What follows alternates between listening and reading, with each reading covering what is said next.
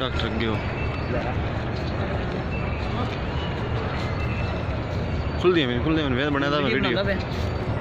अगर थोड़ा पर विचकार रखी था वीडियो ने लेकिन नुक्कर से नहीं वीडियो कर ली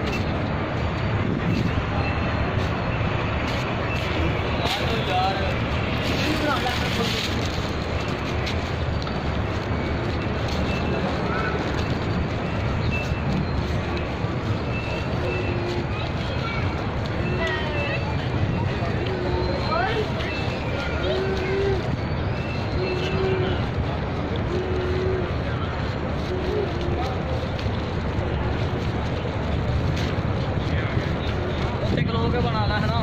मोटर उन्हें रोक दी नहीं बंद होने लगी है फिर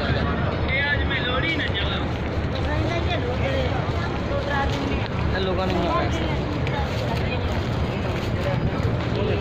बंद हो गया